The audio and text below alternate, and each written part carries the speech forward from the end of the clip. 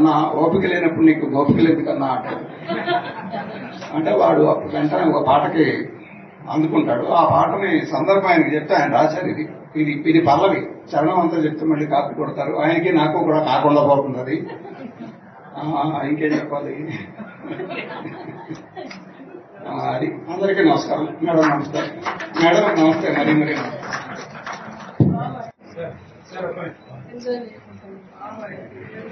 బాలకామేశ్వర గారిని ప్రత్యేకంగా ఈ సందర్భంగా అభినందిస్తూ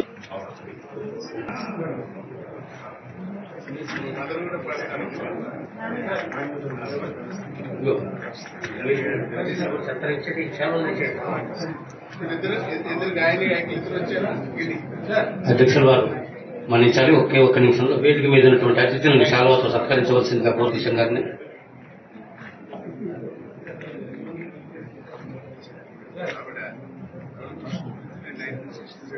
తర్వాత పి రజనీ కుమార్ గారిని కూడా శాలువాతో సత్కరించవలసిందిగా సాంస్కృతిక బంధు సారిపల్లి కొండలరావు గారిని కోరుతారు. గౌరవనీయులు తెలంగాణ పబ్లిక్ సర్వీస్ సభ్యురాలు రజనీ కుమార్ గారిని సత్కరిస్తారు.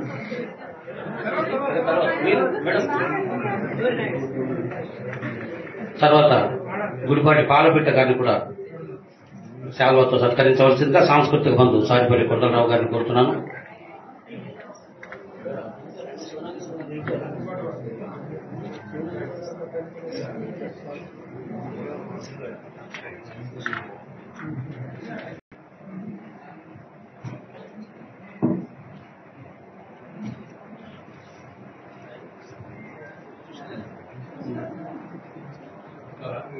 సభకి నమస్కారం. నిజానికి నాకు రమణాచారి గారు ఉన్నప్పుడు మాట్లాడాలని ఉండే.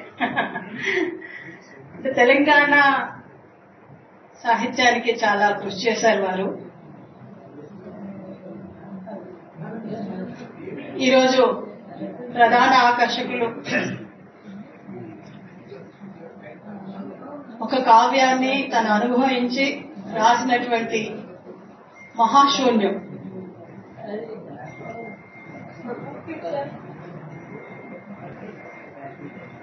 తన అనుభవించి తన అనుభవాన్ని కావ్య రూపంలో మన ముందు ఉంచారు.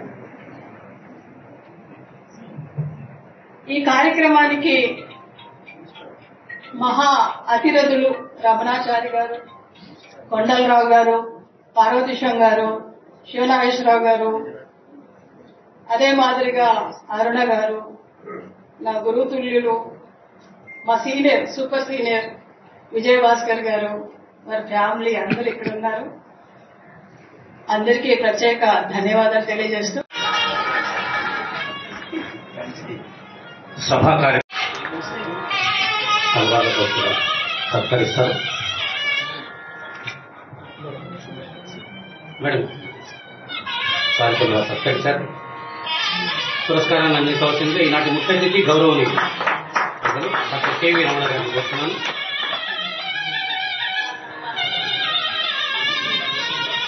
గొప్ప విశేషం కొత్త అంశం ఏదో